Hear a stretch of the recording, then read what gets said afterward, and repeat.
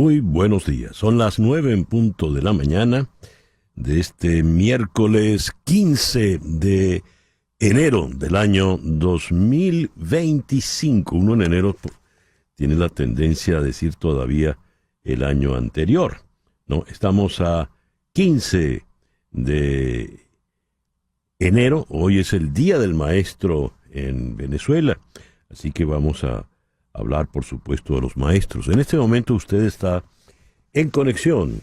En Conexión es una producción de Floralicia Anzola desde 360 Content para TVV Network en los estudios de Éxito 107.1 FM en Miami, con Laura por HD2, con Laura Rodríguez en la producción general, Mariel Sofía Rodríguez en la producción informativa, Jesús Carreño en la edición y montaje, y en los controles, Carlos Prato. Ante el micrófono, quien tiene el gusto de hablarles, César Miguel Rondón. Hoy, 15 de enero, es el día de San Mauro Abad, Santa Secundina, San Ableberto, Santa Ita. ¡Wow! No sabía que había una santa llamada Ita. San Juan Calibita y San Pobro. En el calendario astrológico para el día de hoy repite la luna creciente en Leo, luna de reconocimiento, luna para que usted se imponga y reine. Le van a usted a aplaudir, le van a reconocer todos sus esfuerzos. Luna creciente en Leo, sol en Capricornio. Y en las efemérides de este día, el 15 de enero de 1412, nació Juana de Arco. Santa Juana de Arco, ella fue condenada a muerte por hereje en 1431, pero pocos años después, en 1452, se revisó su juicio y se declaró inválido. Y en 1456, 4 años después, fue declarada mártir. Ya en el siglo XX, en 1909, fue beatificada. En 1909 y en 1920, el Papa Benedicto XV la canonizó. Así es que es Santa Juana de Arco. El 15 de enero de 1559, Isabel I es coronada reina de Inglaterra. La hija de Ana Bolena es la reina virgen. Su reinado duró más de 4 décadas. Es la época isabelina. El 15 de enero de 1929 nació el doctor Martin Luther King, pastor estadounidense de la Iglesia Bautista, fundamental en la lucha de los derechos civiles en los Estados Unidos. El famoso discurso Tengo un sueño, I have a dream. Fue asesinado en Memphis en 1968 cuando tenía apenas 39 años. El 15 de enero de 1932 se funda en Venezuela la Sociedad Venezolana de Maestros de Instrucción Primaria, hoy Federación Venezolana de Maestros, y por eso hoy es el Día de los Maestros en Venezuela. El 15 de enero del 2018 es asesinado Oscar Alberto Pérez, de la masacre del Junquitos. Fue un hecho terrible porque lo pudimos ver por redes sociales. Él da un mensaje a sus hijos, prácticamente se rinde, y el coronel Arteaga Granco Arteaga, el esbirro, el asesino de la Guardia Nacional, ultima a Óscar Pérez, es el responsable de la masacre del Junquito. En otro orden de ideas, o sea, el Día Mundial del Selfie en los museos. Por favor. Y es también el Día del Sombrero. Hoy por hoy ya nadie usa sombrero prácticamente, o son muy pocos los que usan el sombrero. En México es el Día del Compositor y en Chile es el Día del Melón con Vino. Bueno, es un clásico del verano allá en Chile. Recordemos que en la parte austral del continente estamos en verano. El programa que hemos preparado para el día de hoy lo vamos a iniciar en Madrid con el sociólogo Tomás Páez Bravo, coordinador del Observatorio de la Diáspora Venezolana. ¿Qué tan probable es que ocurra una nueva ola migratoria de venezolanos? Según un informe del Fondo Monetario Internacional, 1 de cada 4 venezolanos se iría del país por la continuidad del gobierno de Nicolás Maduro. Aquí en Miami vamos a conversar con el abogado Rafael Peñalver sobre el informe final del fiscal Jack Smith, quien ya renunció. Según el fiscal Smith, hay elementos de sobra para condenar a Donald Trump, pero como fue electo de nuevo, pues el caso queda desechado. Luego, en Caracas vamos a conversar con el periodista y analista Phil Gunson del International Crisis Group. A propósito de lo que hemos llamado bota militar extranjera, Álvaro Uribe Vélez ha pedido una intervención militar extranjera en Venezuela. ¿Qué tan viable puede ser eso? ¿Cuán prudente puede ser eso?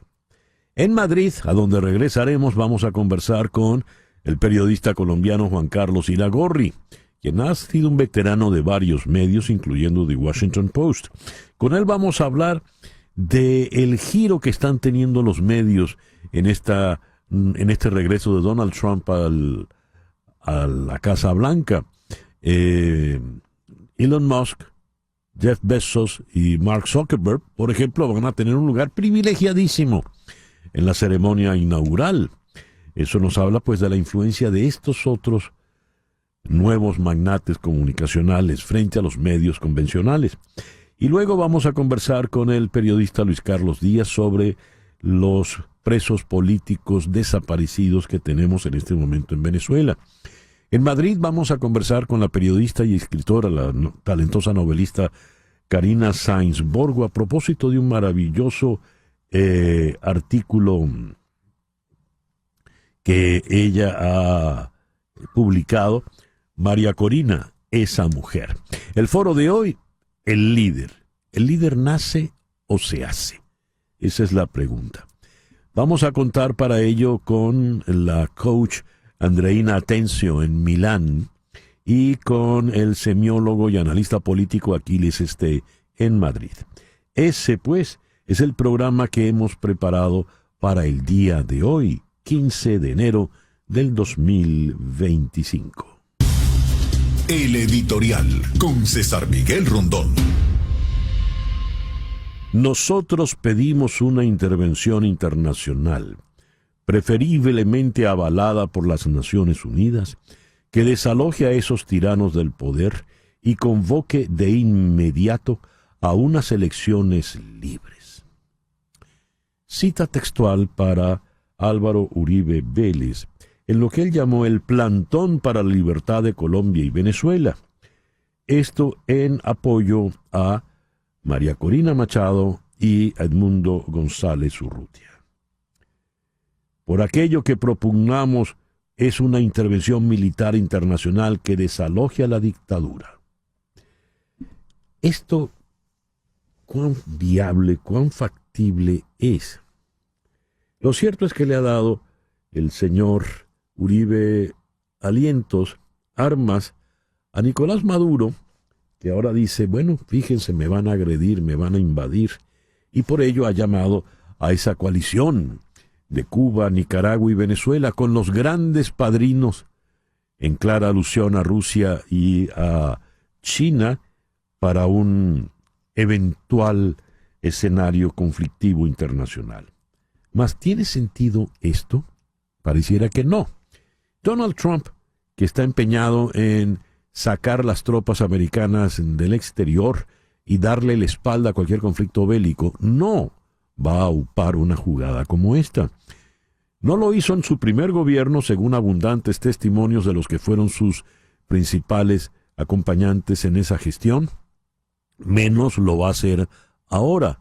Y por otra parte, pues si se hace esta invasión a nombre de Naciones Unidas, esto va a ser vetado por China o Rusia, los padrinos de marras en el Consejo de Seguridad.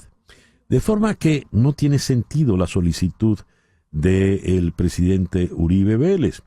Según he leído en La Silla Vacía al analista Víctor Mijares, la verdadera razón de esto es la siguiente.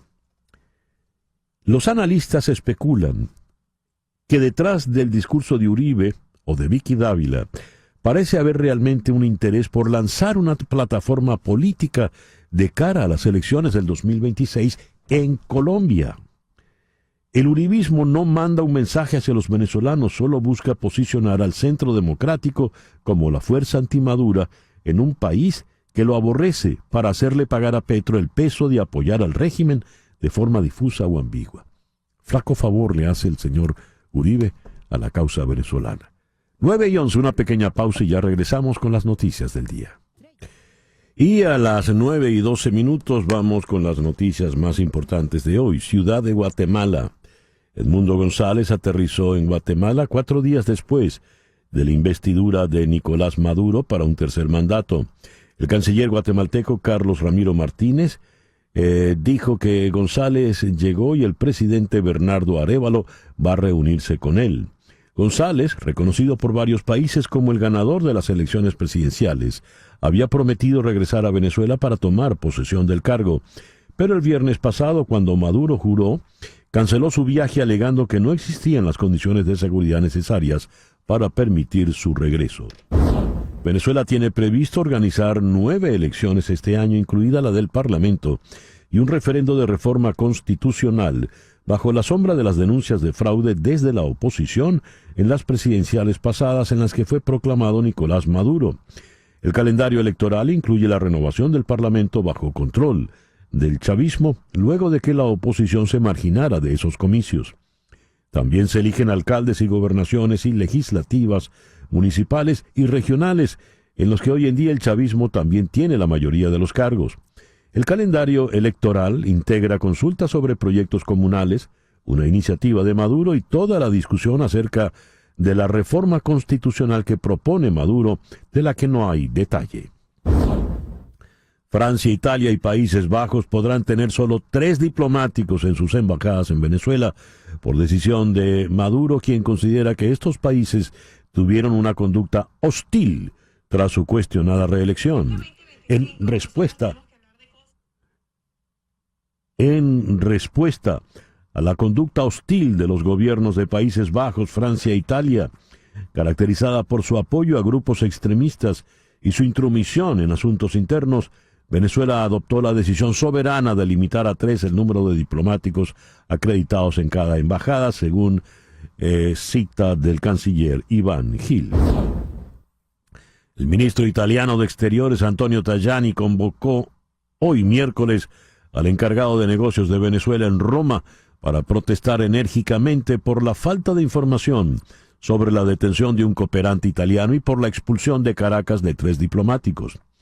La familia del cooperante italiano Alberto Trentini denunció su desaparición casi 2 meses después de su arresto en Venezuela, mientras que la Cancillería ordenó a los gobiernos de los Países Bajos, Francia e Italia limitar a 3 el número de diplomáticos acreditados en respuesta a lo que el gobierno considera conducta hostil. Biden se despide de la oficina oval mientras Trump se cierne sobre su legado. El presidente Biden culminará su carrera política de medio siglo hoy, con un último discurso en la oficina oval. Biden abordó lo que describió como una amenaza constante en una carta publicada hoy por la Casa Blanca. Cito: "Me postulé para presidente porque creía que el alma de Estados Unidos estaba en juego. La naturaleza misma de quienes somos estaba en juego, y ese sigue siendo el caso". Eso dijo, instando a los estadounidenses a seguir luchando por el enfoque del país en la igualdad, la vida, la libertad y la búsqueda de la felicidad. Cuba anunció que liberará a 553 presos por delitos diversos después de que el presidente Biden decidiera retirar a la isla de su lista negra de países patrocinadores del terrorismo. La administración Biden-Harris suspendió durante 6 meses, a partir del 29 de enero, el título 3 de la ley Helms-Burton, que brinda capacidad a los estadounidenses para presentar reclamaciones en los tribunales de su país con respecto a propiedades cubanas potencialmente expropiadas por el gobierno cubano desde 1959. También quedará rescindido un memorando promulgado en junio del 2017, en virtud del cual una lista de entidades cubanas tienen prohibidas algunas transacciones financieras. El Senado comenzó a examinar al equipo de gobierno de Donald Trump con una audiencia sobre el nominado por el presidente electo para dirigir el Pentágono, Pete Hegseth, acribillado a preguntas acerca de su cualificación para el cargo y sus opiniones sobre las mujeres militares.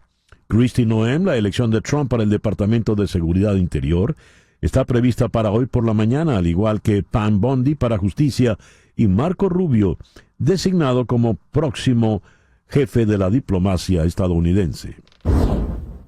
Donald Trump informó que creará un organismo especializado para recaudar aranceles a menos de una semana de volver a la Casa Blanca. El nuevo organismo permitiría recaudar nuestros aranceles y todos los ingresos que provengan de fuentes externas. El 20 de enero de 2025 será la fecha de nacimiento del External Revenue Service, un nombre que alude al Internal Revenue Service o IRS, el organismo de recaudación de impuestos dentro de Estados Unidos que depende del Departamento del Tesoro. Aunque el presidente sostiene que el costo de esta política lo pagarán países como China, lo cierto es que los aranceles son impuestos a los bienes que ingresan al país, por lo que el dinero provendrá del bolsillo de los importadores. Algunos economistas advierten que el costo de estas medidas podría terminar repartiéndose entre los consumidores que pagarían precios más altos por bienes de consumo final. Los magnates tecnológicos Elon Musk, Mark Zuckerberg y Jeff Bezos, tres de los hombres más ricos del mundo, estarán presentes en el acto de investidura de Donald Trump el próximo 20 de enero. Según informó ABC News, se espera que los tres multimillonarios tengan asientos en primera fila en la plataforma que se construirá para alojar también a los elegidos para formar parte del futuro gabinete de Trump y otros funcionarios electos, según dijeron a la cadena fuentes conocedoras de la planificación del evento. El presidente de Irán, Masoud Pezeshkian, invitó a Donald Trump advirtió al presidente Donald Trump del riesgo de una guerra contra la República Islámica e insistió en que Irán no busca adquirir armas nucleares. Cito: «Espero que Trump conduzca a la paz regional y mundial y no contribuya, por el contrario, al derramamiento de sangre o a la guerra». Esto dijo el presidente iraní en una entrevista concedida a NBC News. En México, 5 personas fueron asesinadas a tiros en la misma calle de Huitzilac, donde otro ataque dejó 8 muertos hace apenas 8 meses. Como todas las tardes en las últimas semanas, los integrantes de la Planilla Morada, uno de los 6 grupos comunales que están compitiendo para gestionar las tierras comunales y bosques del municipio de Huitzilac, salieron el 13 de enero a hacer campaña entre sus vecinos antes de una elección programada para marzo. Mientras caminaban por la calle Benito Juárez, fueron interceptados pasadas las 6 de la tarde por sujetos armados que se trasladaban en 2 vehículos y dispararon poco antes de huir. Sobre la vía quedaron los cuerpos ensangrentados de 4 hombres y una mujer que integraban la Planilla Morada. Huitzilac está en el centro de una zona inestable en el estado de Morelos por la rivalidad entre organizaciones criminales y grupos dedicados a la tala ilegal. La policía alemana anunció que abrió una investigación después de que el partido de extrema derecha Alternativa para Alemania, AfD, distribuyera folletos electorales en forma de pasajes de expulsión para migrantes irregulares en plena campaña para las legislativas de febrero. La investigación se abrió tras sospechas de incitación al odio, precisó a AFP un portavoz policial en la ciudad de Karyush, en el oeste, donde se difundieron los folletos.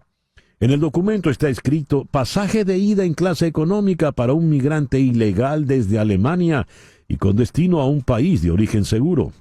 El embarque se realiza en la puerta AFD. El 23 de febrero, fecha de los comicios, de las 8 a las 18 horas, horarios de apertura de los colegios electorales. En el reverso del boleto, AfD aboga, entre otras cosas, por la expulsión de todas las personas obligadas a abandonar el territorio alemán.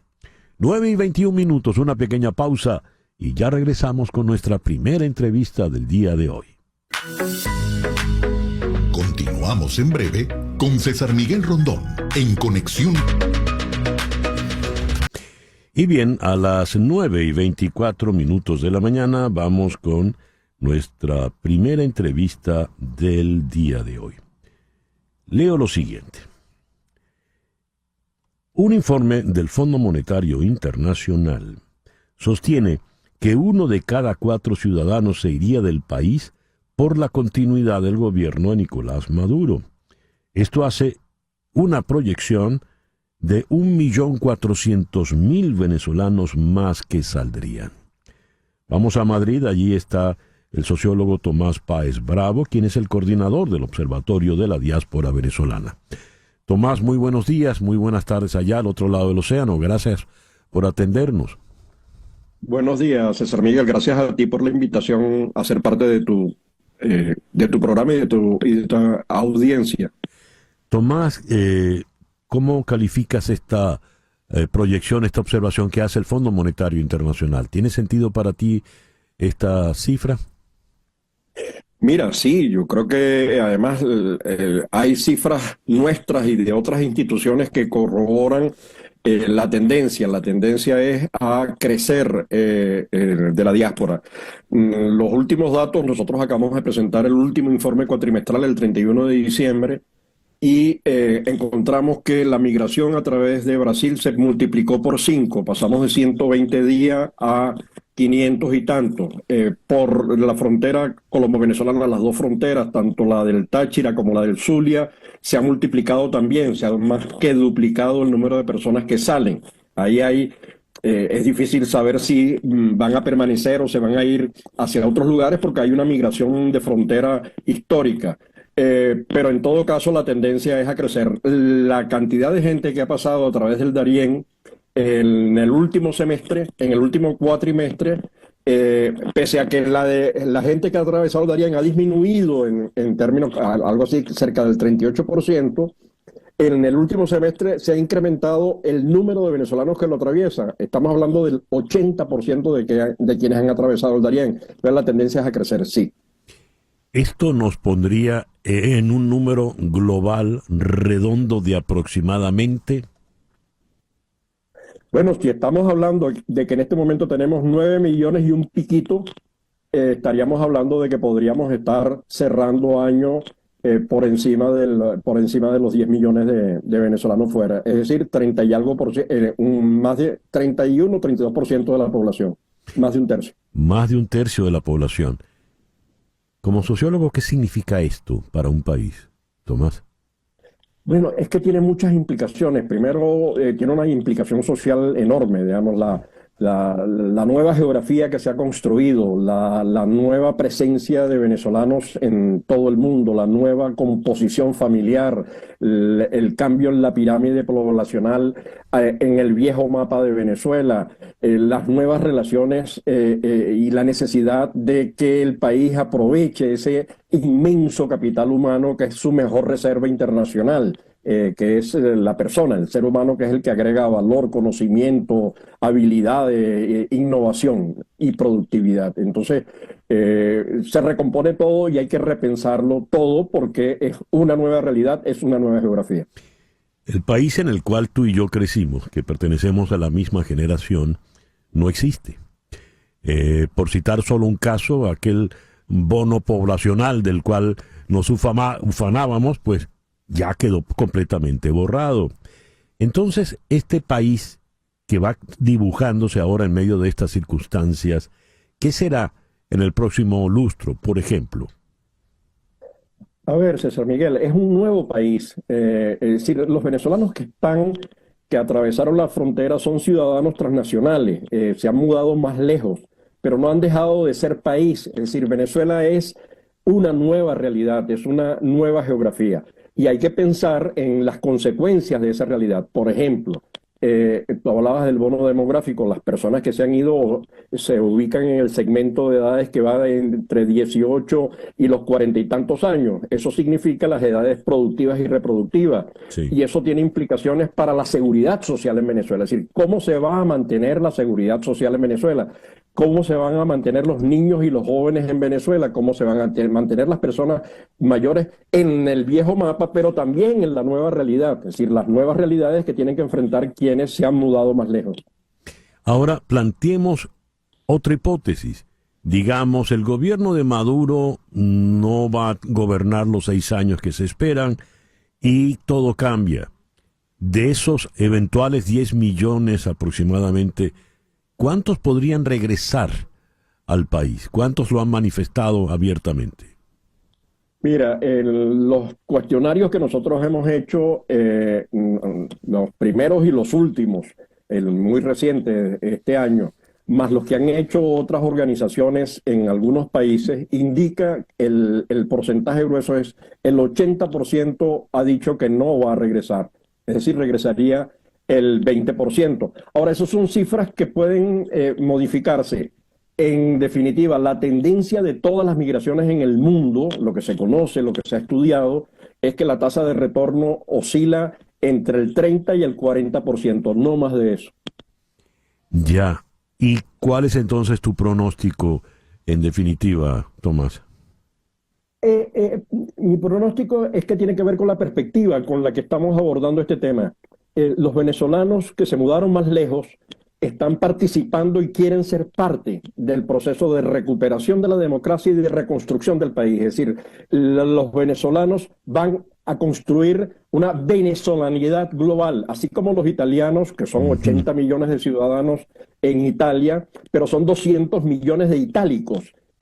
Nosotros estamos haciendo lo mismo, nosotros estamos construyendo una nueva realidad porque no necesitas retornar para poder incidir en inversión, en conocimiento, en transferencia de tecnología, en formación, en investigación, en creación de redes. Hay un capital enorme de relaciones personales, institucionales, empresariales, de manejo de nuevas lenguas, de manejo de nuevas culturas, que tienen un valor impresionante para la reconstrucción de Venezuela y de la venezolanidad en el mundo. Venezuela es otra, la arepa está hoy en todos lados, el tequeño es ya un producto global, pues, ¿no? Sí, interesantísimo esto.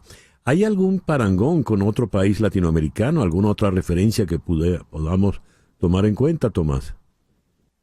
A ver, los países han adoptado políticas serias, ¿no? Por ejemplo, Chile lo hizo para el retorno de sus exiliados.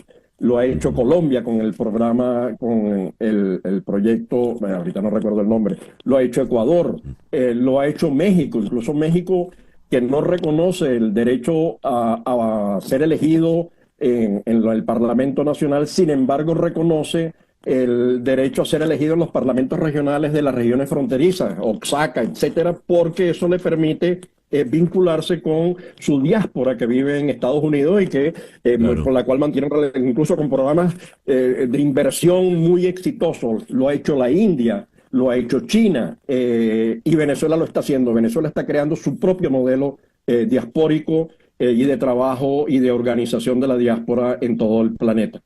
Tomás, muchas gracias por atendernos en la mañana de hoy. Gracias a ti, César.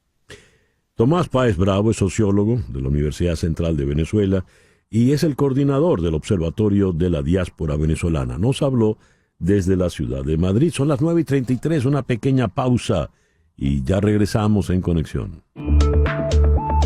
Una pausa y regresamos con César Miguel Rondón. En Conexión. Todos sus bebés lloran. Es una etapa. Sintonizas a César Miguel Rondón. En Conexión. Son las 9:36 de la mañana.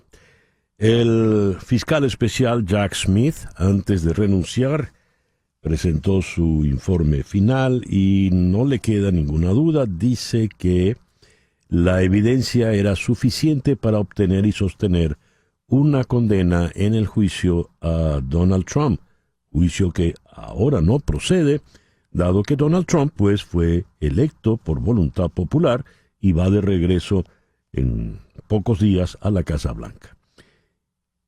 ¿Qué implica este informe del señor Jack Smith? ¿Queda como una anécdota en la jurisprudencia de los Estados Unidos, como una anécdota en los anales políticos del país, o tiene algunas otras consecuencias? Aquí en Miami vamos a conversar con el doctor Rafael Peñalver, abogado y analista político. Rafael, muy buenos días. Muchísimas gracias por atendernos.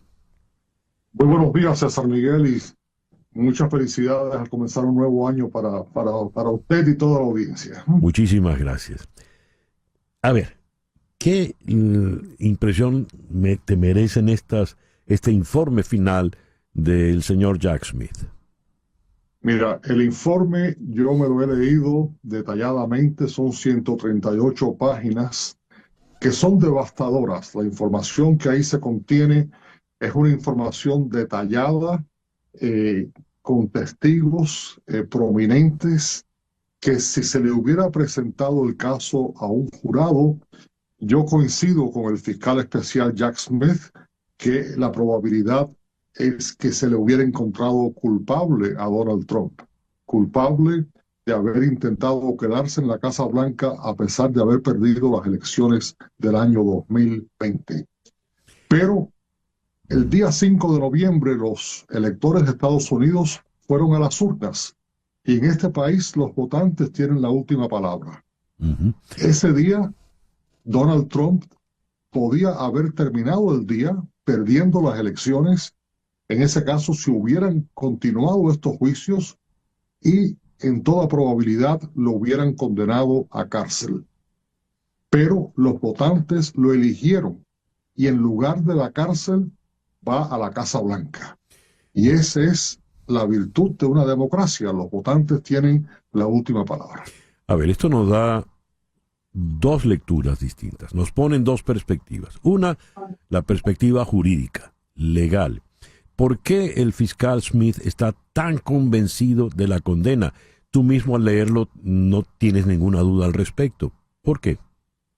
¿Por qué? Porque el asalto al Capitolio del día 6 de enero fue simplemente la culminación de un proceso elaborado detalladamente, donde primero se trató de parar el conteo de los votos la noche de la elección.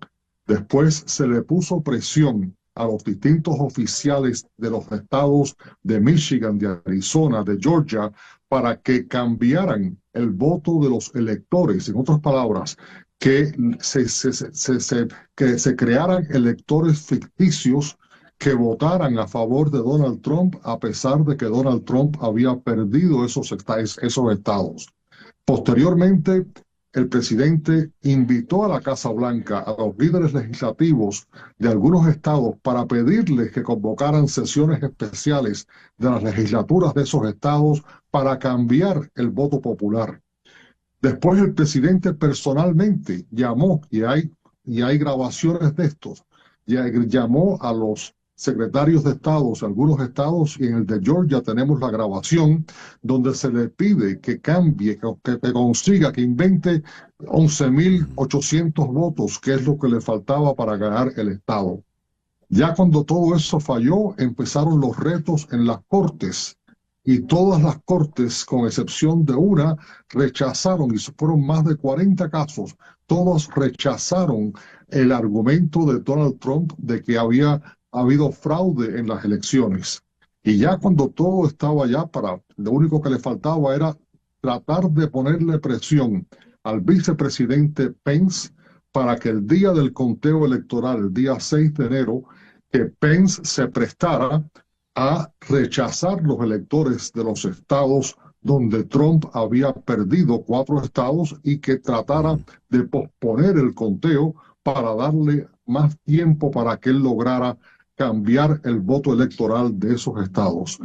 Por último, se convocó al ataque, a la manifestación frente a la Casa Blanca el día 6 de enero, que culminó con el ataque al Capitolio esa tarde, donde sufrieron heridas más de 100 policías, donde hubieron muertos, y el propósito era tratar de no certificar la elección de Joe Biden, que había ganado la elección. Así que todo esto la evidencia es tan palpable, es tan clara, que yo creo que cuando se hubiera presentado ese caso a un jurado, el jurado hubiera resuelto el caso con un veredicto en contra de Donald Trump. Pero eso todo es historia, como usted dice. En este país, cuando hay una política de que no se le puede encausar ni procesar a un presidente cuando esté de turno. Y Trump ganó la elección, es el presidente de todos hoy en día, y ese caso se cerró con un asterisco. Cuando la jueza cierra el caso, dice que se cierra sin prejuicio. ¿Qué quiere decir eso? Sin prejuicio quiere decir que si algún día, cuando termine la presidencia de Donald Trump, quisieran reabrir el caso, pues lo pudieran hacer.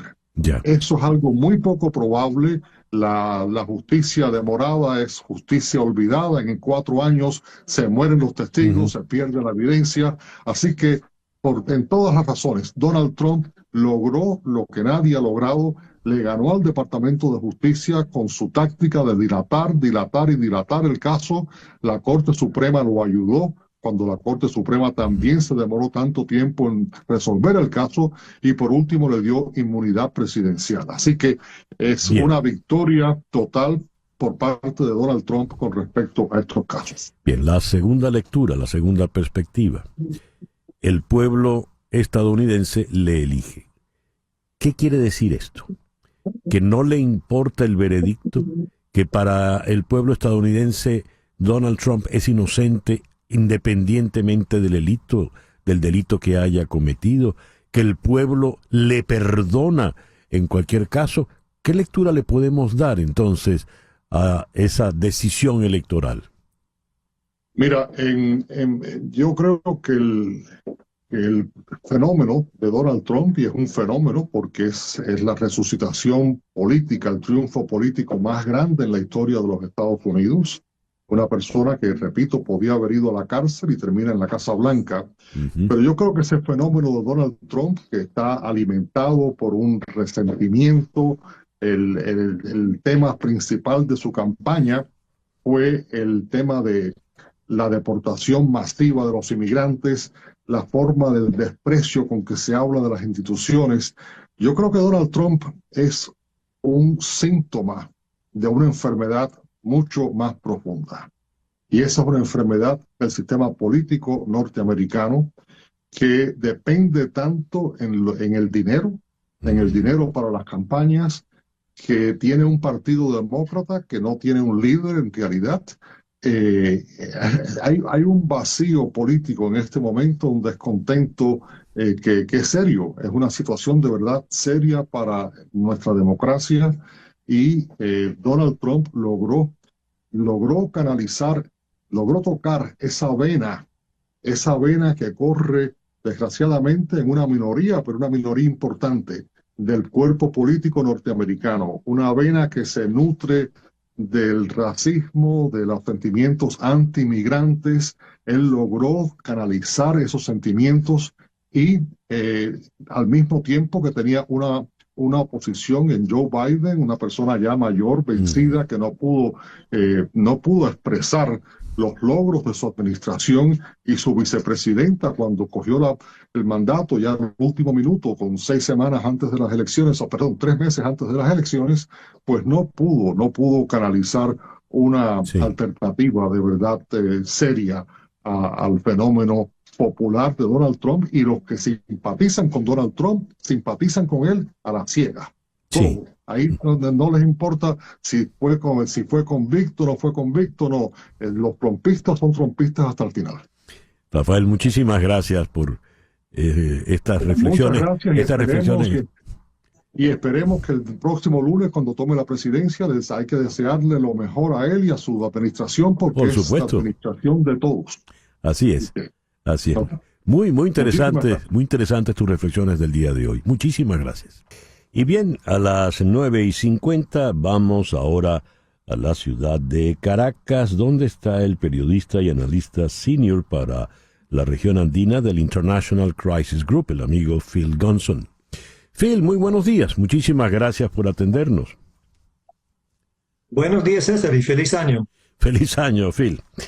Phil, he leído unas declaraciones tuyas en La Silla Vacía, en Colombia, a propósito de lo declarado por Álvaro Uribe Vélez en el llamado plantón en la ciudad de Cúcuta, donde pidió una invasión humanitaria, pero militar, de Venezuela. Una fuerza con el auspicio, la buena pro de Naciones Unidas, pero entre las consideraciones, pues, uno, Donald Trump no pareciera que está entusiasmado a una cosa como esta, no lo estuvo en su primera administración, menos lo estará ahora.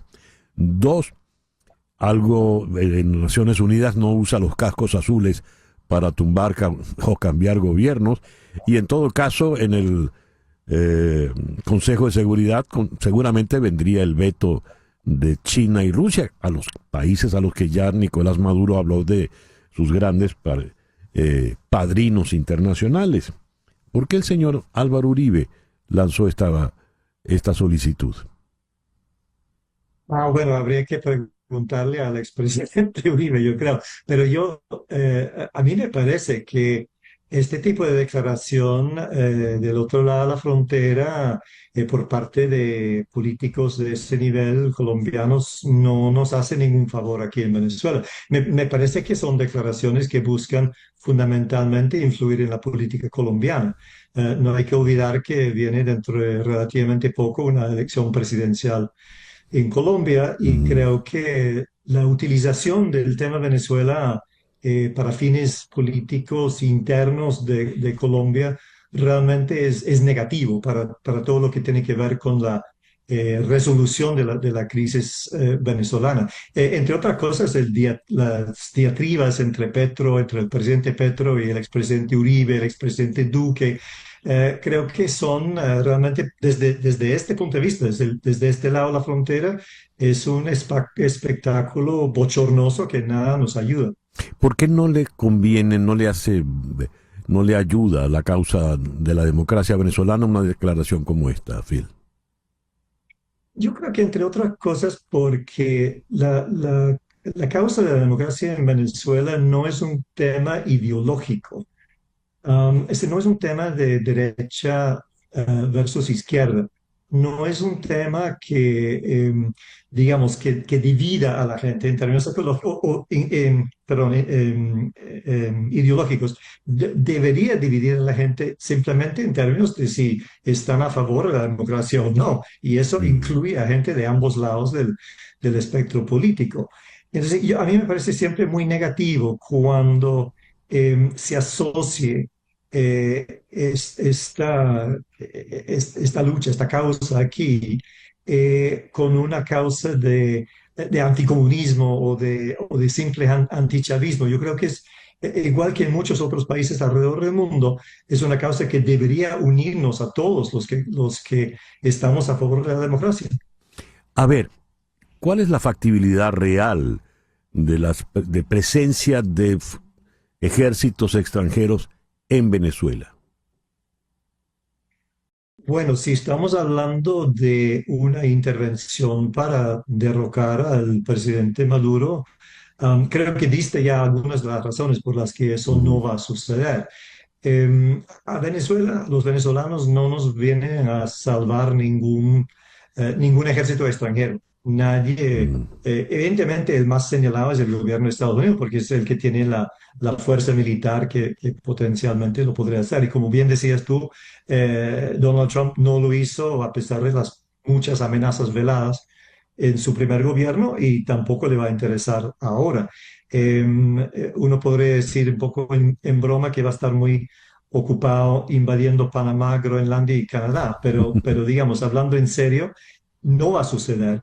Y creo que es una distracción. O sea, en momentos en que la oposición evidentemente necesita una estrategia viable para enfrentar la situación en la que se encuentra, que nos planteen otra vez estas soluciones, entre comillas, un poco fantasiosas que no solo distraen a la gente y por lo menos, y por lo tanto un poco desmoviliza a la gente a lo interno, sino que también causa muchos problemas para los activistas políticos y también para la disidencia en general o la gente, digamos, en Venezuela que no que no simplemente hace eco de la línea del gobierno. Es decir, un poco nos coloca a todos en la categoría de agentes de una potencia extranjera, potencialmente. Phil, quienes ven con buenos ojos eso, quienes aplauden la intervención, por ejemplo, de Uribe Vélez en Venezuela, o venezolanos fuera de Venezuela, lo hacen porque dicen, los militares no van a volteársele a Maduro. Los militares, está comprobado, están con Maduro. No podemos los civiles derrotar a esos militares maduristas. Entonces hay que pedir la intervención de otros militares. Ante ese dilema sin aparente solución, ¿qué podrías sugerir?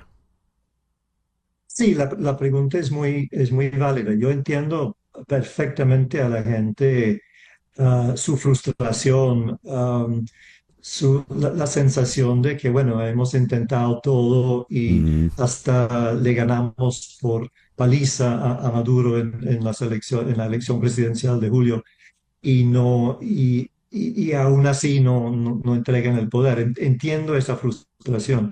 Pero claro, el hecho de que no se les ocurre otra cosa que una intervención militar no, en sí no hace de esa idea una idea buena. ya. Yo creo que hay que entender primero que no hay, digamos, no hay una solución mágica a esto, no hay una solución a corto plazo. Esto es largo y duro y difícil. Y como digo, las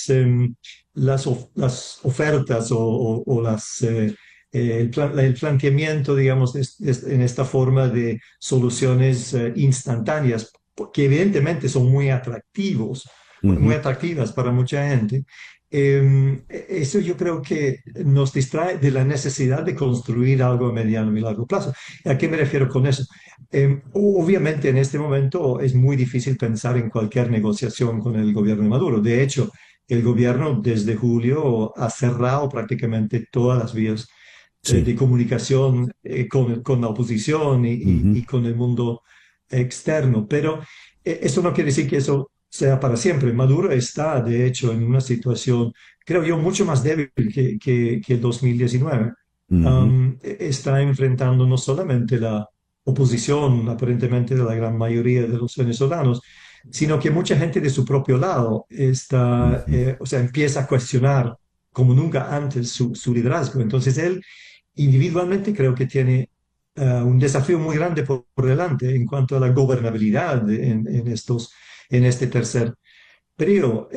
Habrá que negociar en algún momento, habrá que prepararse para negociar. El gobierno en algún momento va a tener que negociar, va a necesitar Sí. negociar. Y yo creo que lo que hace falta es crear, digamos, las circunstancias en que una negociación así pudiera prosperar. Entiendo que a la gente le da mucho fastidio volver a esto otra vez, pero yo creo que no hay otra alternativa. Phil, muchísimas gracias por atendernos en la mañana de hoy. Gracias a ti, César. Phil Gunson es analista senior para la región andina del International Crisis Group. Nos habló desde la ciudad de Caracas. 9:59, Capicúa. Una pausa y ya regresamos con el foro de hoy. Estamos en Conexión Radio con César Miguel Rondón. ¿Un líder nace o se hace? Leo este texto de la Escuela Europea de Gerencia. Los líderes no nacen, se hacen, y se hacen como cualquier otra cosa, a través del trabajo duro. Cita textual. Estas palabras son del entrenador de fútbol del Salón de la Fama, Vince Lombardi.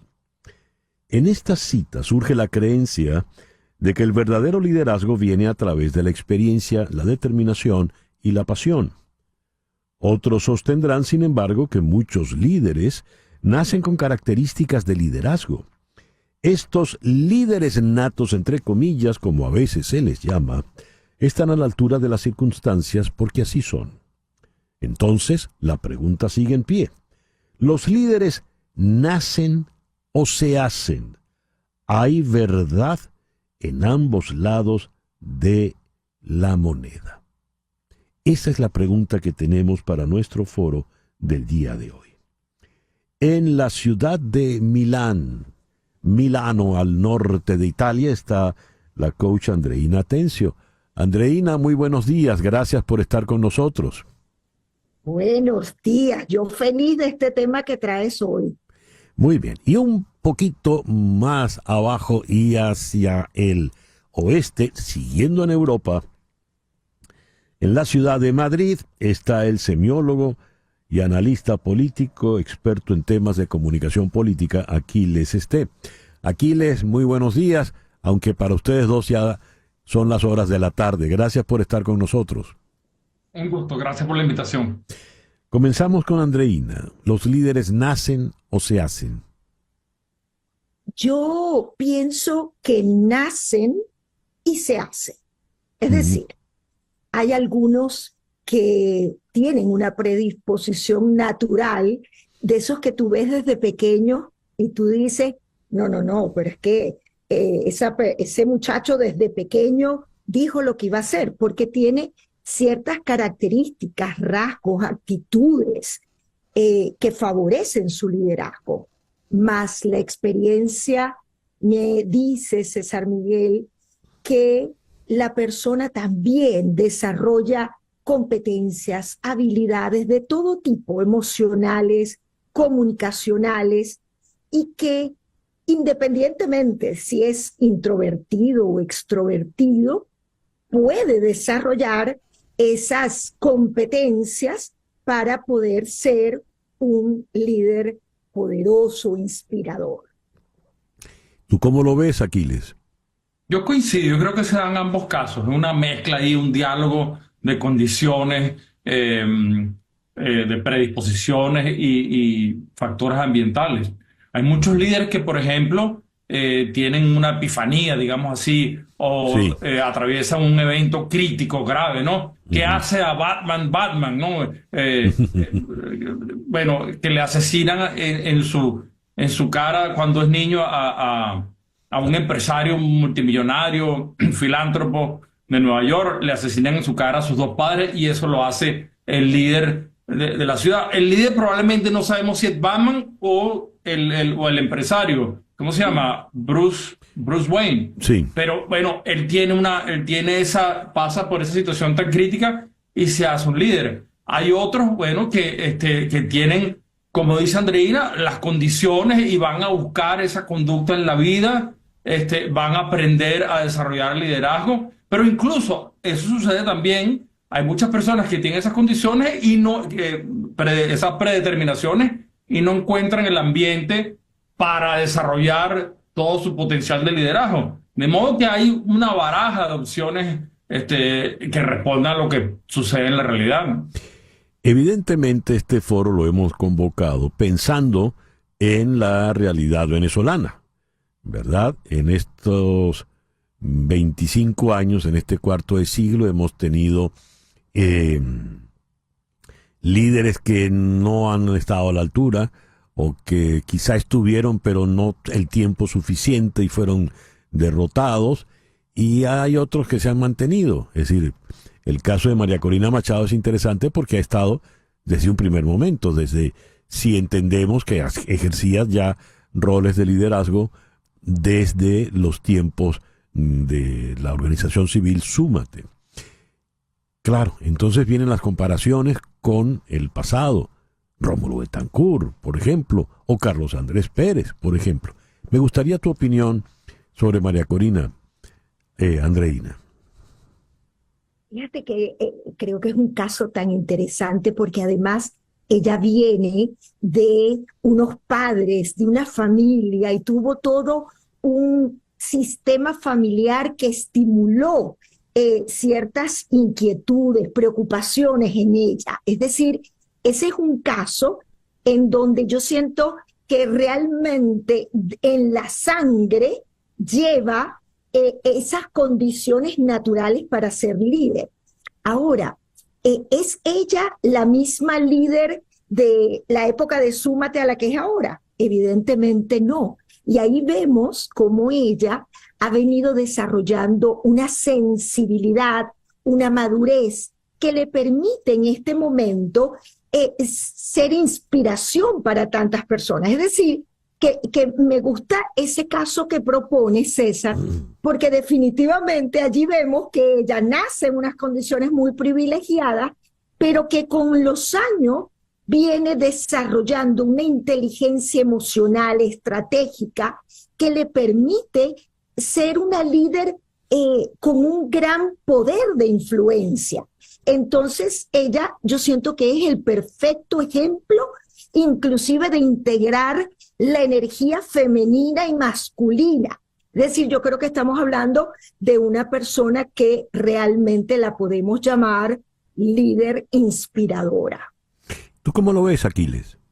Bueno, yo creo que es un buen ejemplo de un líder que nace y se hace. Ajá. Porque como dice la amiga Andreina, por supuesto, es muy fácil identificar los trazos de liderazgo que María Corina tiene desde hace años. Yo tengo el enorme privilegio de conocerla desde los tiempos de Súmate y he trabajado muy cerca de ella durante todos estos años. Y bueno, uno ha visto justamente cómo ha evolucionado como líder. Pero fíjate, es interesante, ella tuvo un momento así epifánico de revelación con traumas que vivió personalmente durante el proceso chavista. Recordemos, por ejemplo, que Chávez le quita las empresas a su familia. O sea, a su papá personalmente, que ella adoraba a su padre.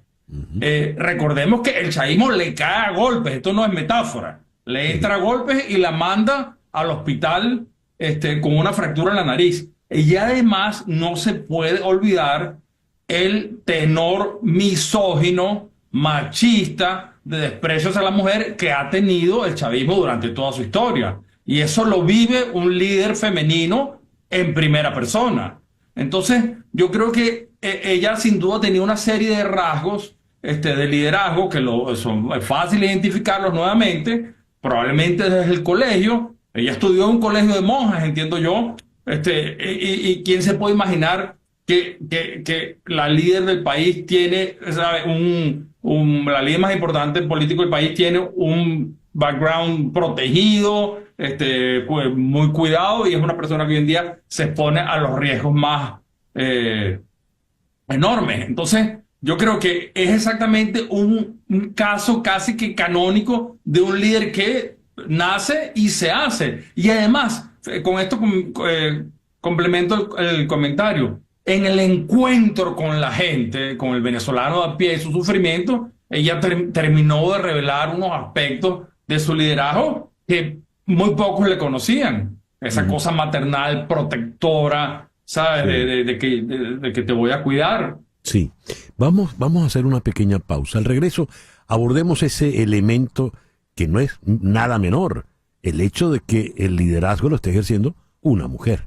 Ya regresamos. Seguro. Continuamos en breve con César Miguel Rondón en Conexión. Continuamos con nuestro foro en el día de hoy, El líder nace o se hace, con el semiólogo Aquiles Esté y la coach Andreina Atencio. Aquiles, habías planteado el tema maternal de la madre protectora que ha revelado más recientemente María Corina Machado en sus apariciones públicas. No es que ella esté apareciendo por primera vez ahora, pero este rasgo sí es completamente novedoso. Como semiólogo, experto, estudioso de la comunicación política, ¿qué implica esto para un país donde la población se siente particularmente huérfana o desamparada? Implica justamente que para la mayoría de los venezolanos, la inmensísima mayoría de los venezolanos, María Corina se sitúa en la antípoda de lo que han sido los líderes chavistas en todos estos 25, 26 años. Es decir, el macho, el hombre fuerte, el hombre a caballo, ella es la antirreferencia de eso. Y tiene que ver con lo que tú dices también. El venezolano está totalmente desprotegido, no tiene a dónde ir, ya no nos quieren en decenas de países. Bueno, y encuentran a esta figura maternal, ¿sabes? Que desarrolla también en el camino ese talento, donde la gente se siente amparada y que por sobre todo, y esto es lo más importante, ha ofrecido que sí desbanca a la dictadura del poder. Y nos ha traído hasta este lugar en que tenemos un régimen que todo el mundo acepta como una tiranía ilegítima, respecto a la cual se puede usar cualquier método, es legítimo para sacarlos del poder. No es poco lo que han conseguido este líder. Entonces, la gente se identifica en ese personaje, entre otras cosas porque, como tú dices de nuevo, se siente desprotegido por los líderes machistas, los hombres fuertes, a los que nos ha expuesto el chavismo durante tanto tiempo. ¿Tú cómo lo ves, Andreina? Me parece interesantísimo lo que ustedes están planteando. Fíjense cómo lo veo yo, inclusive escuchándolos a Aquiles y a ti, César, escribí esta frase: el liderazgo está en el amor y no en la fuerza. ¿Qué quiero decir con esto? Cuando yo digo que María Corina Machado integra lo femenino, es porque ella tiene esa conexión emocional que abraza, que hace sentir seguro a ese venezolano que se siente realmente desconfiado de lo que le puede suceder. Entonces le da esa protección y esa seguridad, pero al mismo tiempo tiene esa energía masculina de la firmeza, de esa parada segura. Entonces yo creo que ella es un perfecto modelo de lo que es el liderazgo que puede funcionar en esta sociedad hoy en día, en una Venezuela que se enfrenta a un momento de tanta incertidumbre. Ella es justamente una mujer que integra esa parte que abraza con esa parte que da soporte y seguridad. Hay un detalle interesante. Uno no puede negar, porque sería completamente absurdo, el liderazgo que ejerció Hugo Chávez en la escena política venezolana. No sé si, según lo que estamos hablando, Hugo Chávez era un líder nato o se hizo, no creo que venga al caso, pero en todo caso sí ejerció absolutamente un liderazgo.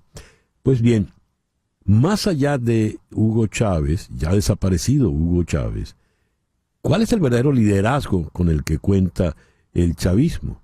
¿Es acaso Nicolás Maduro, que ha tenido una habilidad extraordinaria para permanecer allí? Tanto que con trampas y demás, bueno, ya se supone que va para un tercer mandato. ¿Es acaso Diosdado Cabello? ¿Es Padrino López? ¿Es Jorge Rodríguez? Me gustaría oír tu opinión sobre esto, Aquiles. Mira, el caso de Maduro como líder es un caso también fascinante en el sentido siguiente. Ojo, que sea fascinante no quiere decir que yo apruebe nada de este señor, despreciable. Pero el caso de Nicolás Maduro es un caso interesante en el sentido de que es un líder probablemente más peligroso y va a ser, a precios de hoy, probablemente más poderoso que el propio Hugo Chávez. En el sentido de que a Nicolás Maduro, y en ese sentido se hermana con María Corina, todo el mundo lo ha despreciado. Todo el mundo ha minimizado a Nicolás Maduro. Y está allí. Y la sigue haciendo bien a ojos del chavismo. Entonces, el líder indiscutible del chavismo es Nicolás Maduro. Porque es alguien que todo el mundo acusa de pendejo, de toripollo, de bobo. Pero, señores, está allí y ha manejado los hilos del poder y los resortes del poder para estar en el poder en Miraflores hasta este minuto. María Corina, en ese sentido, si me permites la asociación, tuvo hasta hace poco esa gran ventaja. Un poco por su condición de mujer, o bastante por su condición de mujer, todos la subestimaban. Todo el mundo la subestimaba. Y quien más la subestimó fue el propio chavismo, ¿verdad? Yo le recomiendo al chavismo que no la subestime, porque María Corina, lo que la conocen, no es alguien para ser subestimado. María Corina lo que dice lo va a hacer, o por lo menos va a dar todo lo que está a su alcance para hacerlo. Entonces, en ese sentido, el líder, bueno, los chavistas podrán decir que es Diosdado, que es el otro, que es pero el líder del chavismo es Nicolás Maduro, porque es realmente un tipo que ha tenido la inteligencia para estar allí en el poder y mantener al chavismo en el poder. Entonces, en ese sentido, cabe la comparación entre estos dos líderes. Hay un elemento singular. En una conversación días atrás con el politólogo Ángel Álvarez, comparó en el liderazgo venezolano a María Corina Machado con Luisa Cáceres de Arizmendi, porque no hemos tenido en nuestra historia como nación heroínas, lideresas políticas. Y decía Álvarez que el mérito de Luisa Cáceres era que había estado presa, pues, básicamente, ¿no? Y está presa por culpa de su marido, Juan Bautista Arizmendi. ¿Qué es realmente a la Venezuela de hoy, un país donde no ha habido líderes, mujeres, lideresas? María Corina Machado, ya para concluir. Comienzo contigo, Andreina. Yo creo que es para mí el liderazgo de María Corina es parte de la evolución del mundo, César. Yo creo que el mundo va en una dirección en la cual los líderes que integren, que unan, son los líderes que van a estar vigentes. Por eso un Maduro, me pusiste a pensar, yo no creo que, no lo llamaría líder, porque es un líder que divide, es un líder que desune.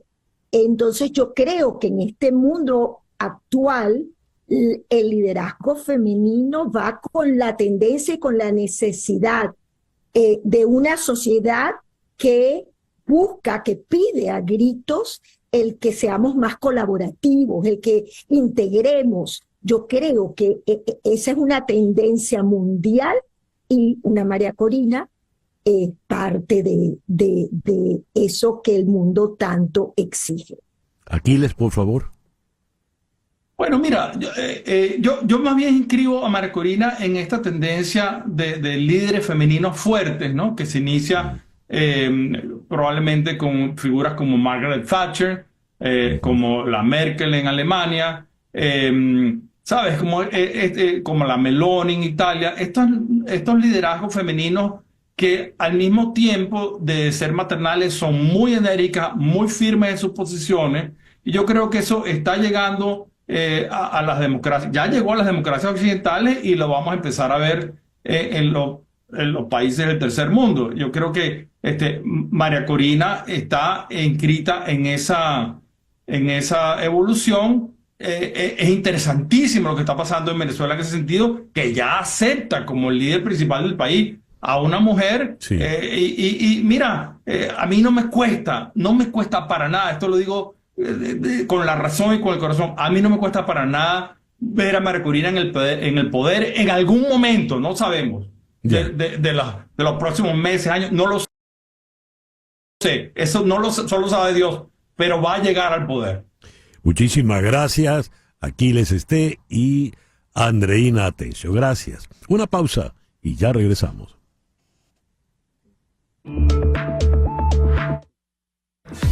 Y regresamos con César Miguel Rondón en Conexión. El presidente Donald Trump, desde su primer periodo, colocó a los grandes medios como sus adversarios, como sus enemigos, a los periodistas como sus adversarios y enemigos, y en esa tónica se ha mantenido.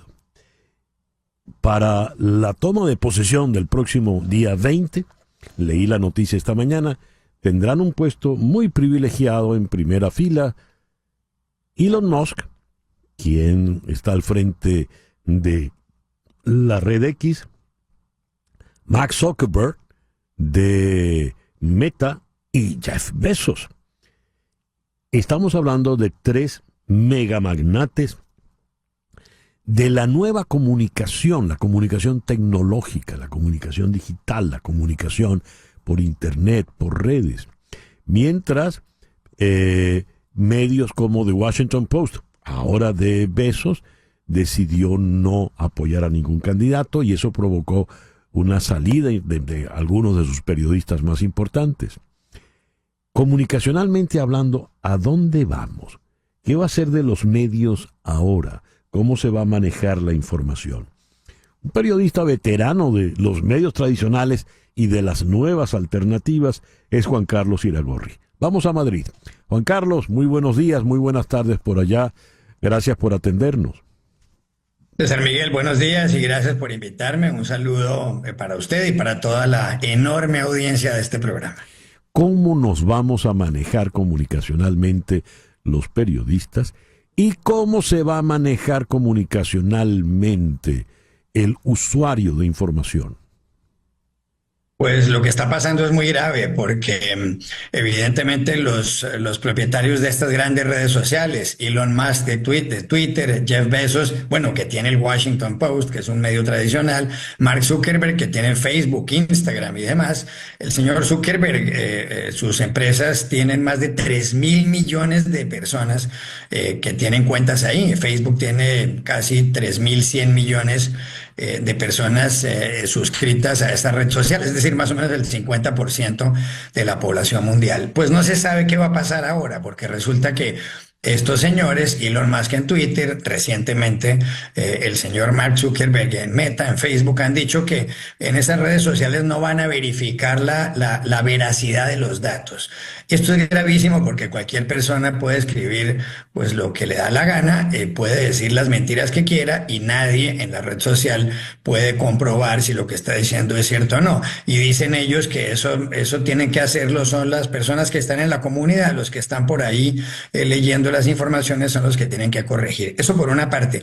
Por otro lado, la prensa tradicional, que ha cometido errores, pero que sigue, por lo menos los grandes medios, siendo muy importantes. La prueba está en que la mayor parte de las noticias serias salen de esos grandes medios tradicionales, porque tienen miles de personas, centenares de personas precisamente verificando datos, están en una mala situación económica, ha habido despidos y demás, y para terminar, y aparte de eso, la política editorial de esos medios han cambiado. El caso del Washington Post, que por ejemplo, en estas últimas elecciones decidió no apoyar a ningún candidato, cosa que no había hecho hace mucho tiempo. A ver, el manejo del fake news, de la falsa información, ¿a qué nos va a exponer ahora? Si, por ejemplo, Zuckerberg, quizá para adularle un poco al señor Trump, decide no verificar, ¿qué va a ocurrir ahora? Por ejemplo, he oído, el Tren de Aragua tiene 78,000 integrantes en Estados Unidos. Lo dice el Departamento de Estado. Resulta que el Departamento de Estado no maneja esa cifra, no se ocupa de esos asuntos. Y resulta que el departamento que maneja esos asuntos es el Homeland Security. Y ha dicho que son 600.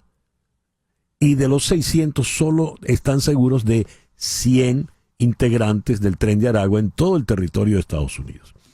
Esa aclaratoria no la va a brindar entonces el medio. ¿Cómo queda el usuario? ¿Convencido de que son 78,000? Queda convencido de que son 78,000. ¿Cuál es la consecuencia de todo esto? Que va a ser algo que va a debilitar tremendamente la democracia.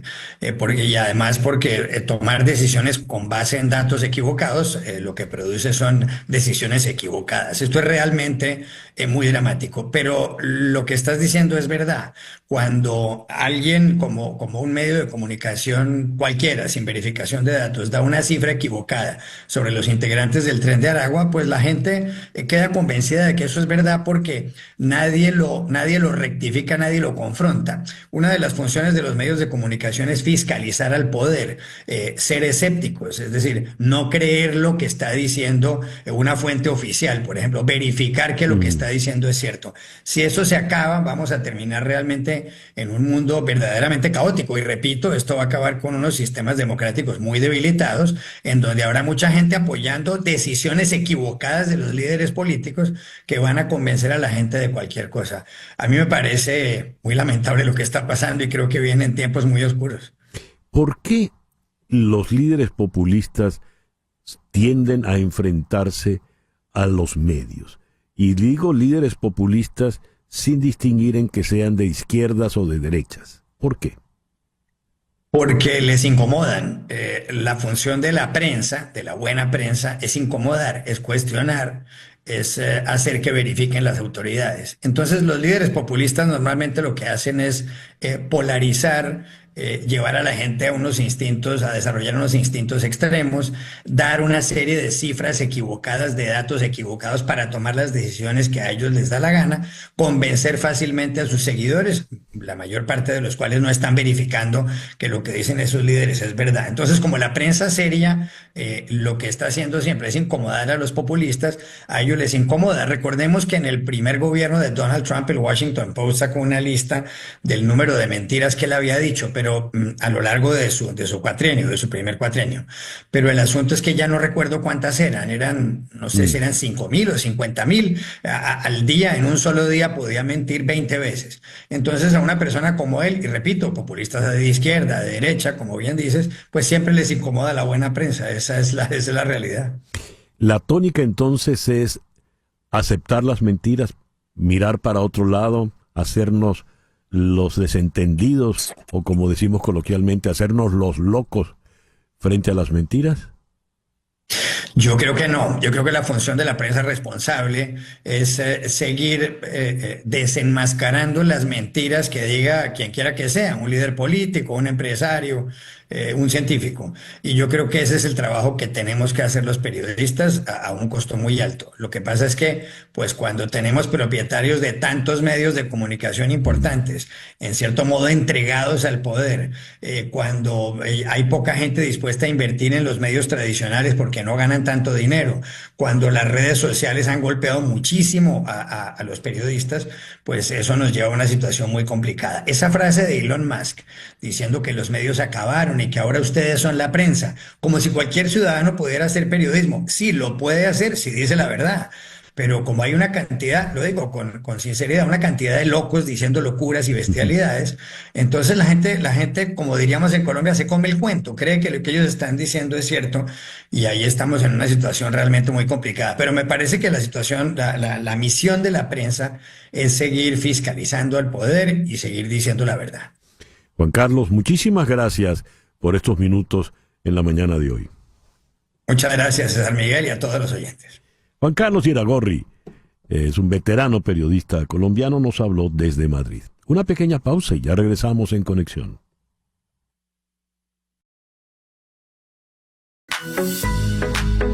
Continuamos en breve con César Miguel Rondón en Conexión.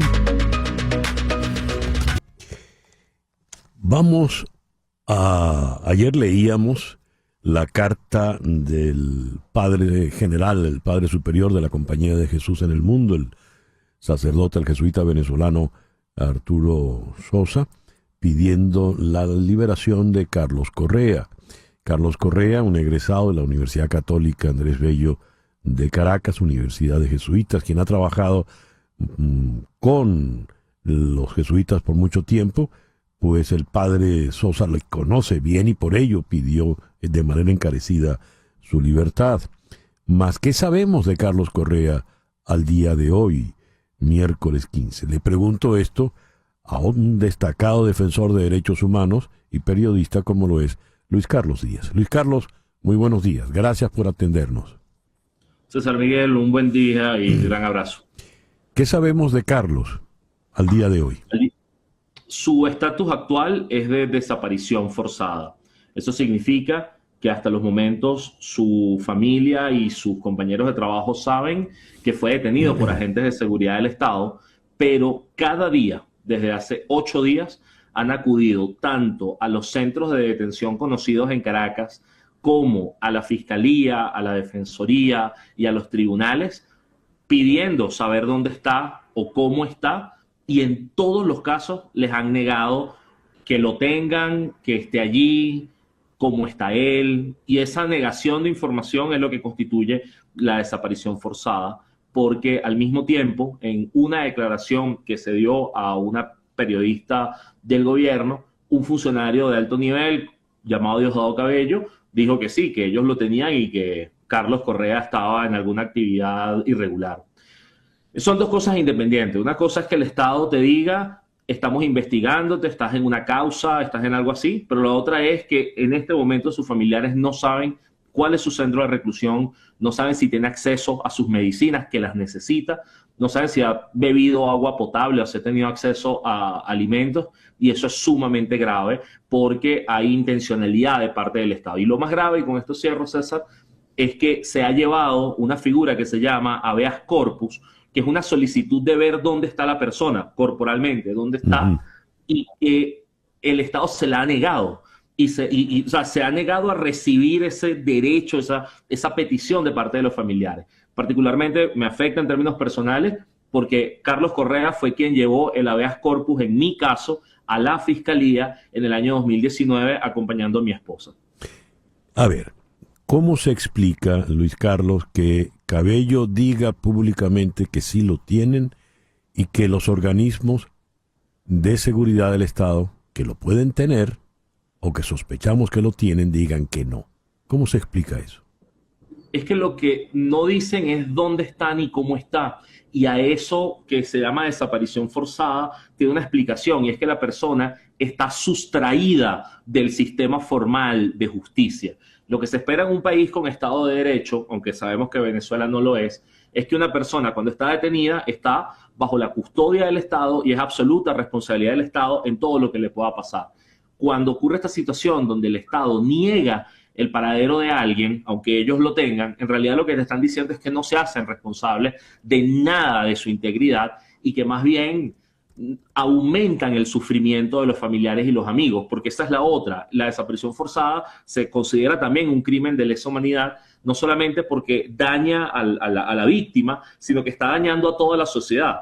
Toda la gente alrededor de Carlos que tiene días sin dormir, que no sabe cómo está, que sueñan con él, que no saben a dónde llevar un paquete de medicinas, es gente que está sufriendo, son víctimas también.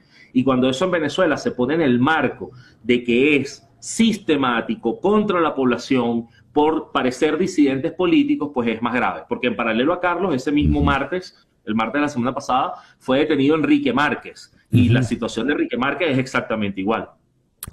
A ver, en esa misma declaración, Cabello ataca a las ONGs, las refiere con desprecio como una suerte de organizaciones espías o infiltradas, algo extraño.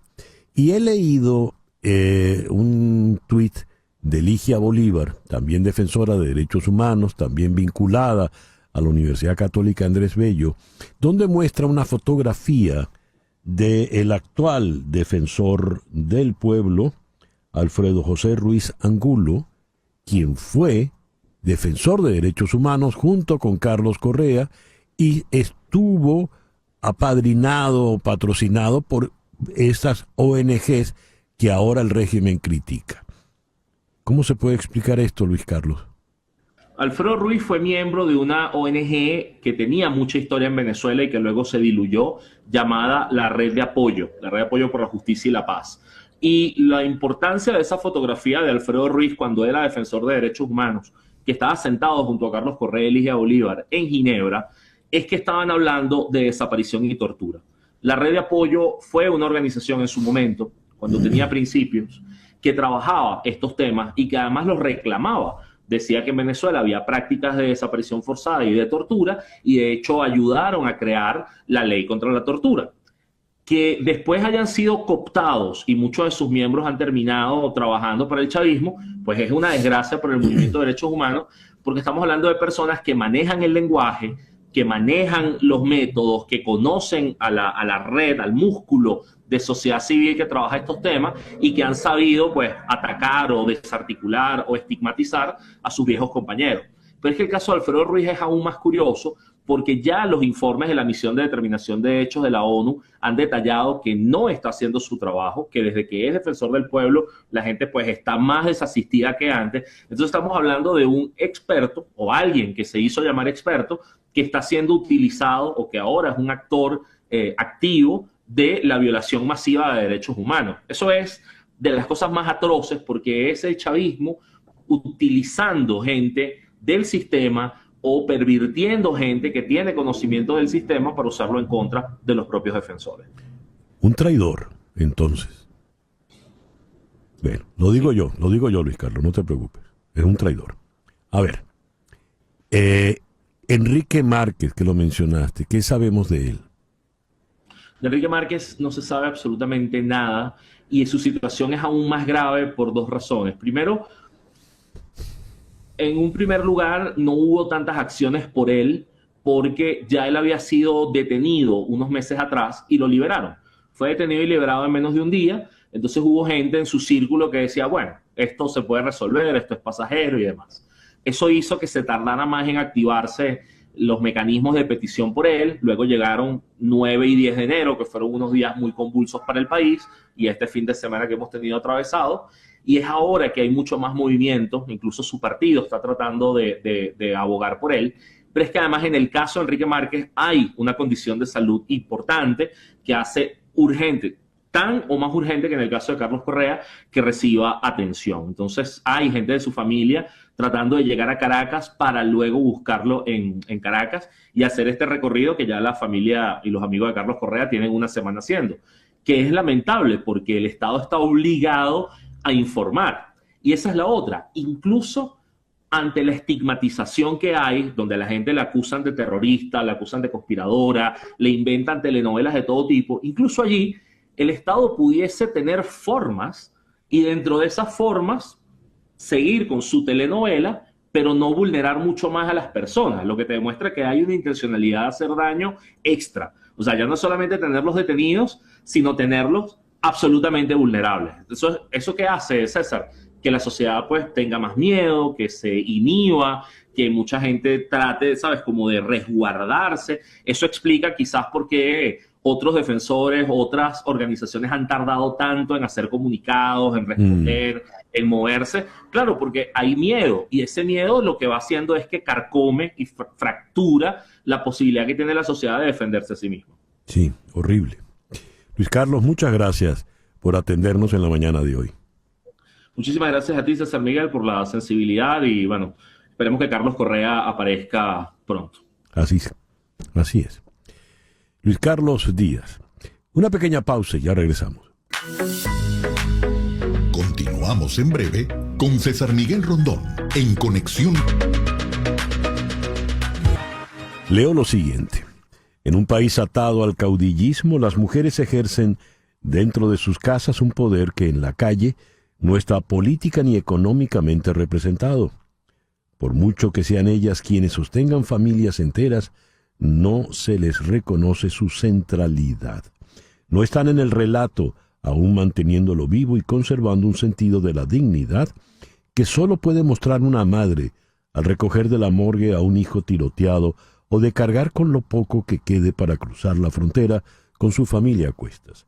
El país del que hablan en esta nota es Venezuela, y quien lo ha escrito es Karina Sáenz Borgo, nuestra destacada periodista y novelista. Vamos a Madrid otra vez. Karina, buenos días. Karina, no te estoy oyendo. Ahora sí, ahora sí te oigo, Karina. Hola César, buenos días para ti. Perdona los problemas de audio, no soy muy diestra con la tecnología. No, tranquila. ¿Qué representa María Corina Machado en este artículo que has publicado con un título breve pero elocuente? María Corina, esa mujer. Bueno, César, primero buenos días y muchísimas gracias una vez más por permitirme conversar contigo. La lectura que yo procuré hacer de María Corina Machado no es una lectura del activista, no es una lectura, evidentemente, por supuesto que es una lectura política, pero creo que al lector español le falta una clave del liderazgo de María Corina Machado, que es una clave simbólica dentro de la iconografía nacional. Es decir, en un país caudillista, en donde normalmente siempre suele prevalecer la figura del militar, del hombre a caballo, el poder ecuestre, María Corina Machado como símbolo, a mí me parece que desataba muchos más significados de los que la prensa española era capaz de decodificar en ella. De hecho, en muchas tertulias hubo discusiones diciendo, bueno, pero ella proviene de la clase privilegiada, ¿no? Aludiendo, ¿no?, al hecho de que es una mujer que viene de una formación, justamente su familia, ¿no?, viniendo de una empresa vinculada con la explotación metalúrgica, y yo creo que había una ceguera en que el verdadero liderazgo de María Corina en una sociedad que está desmantelada es ese liderazgo de las madres, de las hermanas, que percibo que está muy presente en la calle y en la iconografía de la protesta en Venezuela. De hecho, en las protestas estudiantiles del 2017-2018 llegamos a ver imágenes de represión fortísimas contra mujeres. Entonces, el hecho de que ella irrumpiera, un poco como una figura mariana, además, porque la gente la llama mi niña, mi reina, la tocan, le dan rosarios, me parecía que le da una vuelta de tuerca a esa energía y esa cosa que suele tener el liderazgo político básicamente en los últimos 50 años, porque nunca habíamos visto un actor político femenino con el peso que tiene María Corina Machado, insisto, César, simbólicamente hablando, ¿no? Ya más allá del análisis político, al hilo que podamos hacer. En tu artículo hablas de cómo desaparecieron liderazgos. Una vez deshechos liderazgos como el de Enrique Capriles y Juan Guaidó, la figura de María Corina Machado resiste a la inmisericordia y persecución del régimen. ¿Cómo ha resistido a tu entender? Porque yo tengo la percepción, César, siempre desde fuera, y lo digo, procuro ser muy respetuosa al opinar políticamente de Venezuela, pero tanto la figura de Capriles como la figura de Guaidó, desde la opinión pública española, comenzaron a ser objeto de una de las características que tiene el régimen como tal, es ridiculizar, perseguir, vamos a decir, generar una fatiga con los liderazgos y ridiculizarlos de alguna manera. Creo que en el caso de Guaidó pasó mucho eso, ¿no? Aquel líder que había tenido el apoyo en todo el mundo y que por el desgaste al que lo somete el régimen termina convirtiéndose en una caricatura. Lo curioso de María Corina y de su personaje, que es un personaje además que tiene una gallardía y una cierta altivez que no han tenido sus predecesores y que yo creo que la hace particularmente inmune hasta cierto punto al desaliento. Por supuesto, creo que ella como personaje tiene una dramaturgia muy particular y que creo que ha calado de una manera distinta, tanto entre los venezolanos como la percepción fuera. La percepción que tiene María Corina Machado en España, que es un país que tiene algunas lecturas desde mi punto de vista opacas, confusas y eufemísticas, ¿no? De lo que es la oposición, ha tenido una interpretación mucho más clara de lo que es su liderazgo, y creo, y tengo la percepción, insisto, César, de que está hecho de un material distinto, está hecho de una pasta distinta con respecto simbólica y desde el punto de vista de comunicación de lo que pudieron ser otros liderazgos como Guaidó o Capriles o el propio Leopoldo López. Ya. Karina, muchísimas gracias por atendernos en la mañana de hoy. Un abrazo muy fuerte. Gracias. Karina Sáenz Borgo es una destacada periodista en el ABC de Madrid. Es muy leída ya en España y muy respetada, y es, por supuesto, una novelista de mucho éxito. Y bien, a las 10:58 nos vamos. En Conexión fue una producción de Floralicia Anzola desde 360 Content para TVV Network en los estudios de Éxitos Miami 107.1 HD2. Con Laura Rodríguez en la producción general, Mariel Sofía Rodríguez en la producción informativa, Carlos Prato en los controles y ante el micrófono, quien tuvo el gusto de hablarles, César Miguel Rondón. Gracias pues por permitirnos estar allí. Tengan todos el mejor día posible y a las 10:59 para variar, Barbarita. ¡Pito!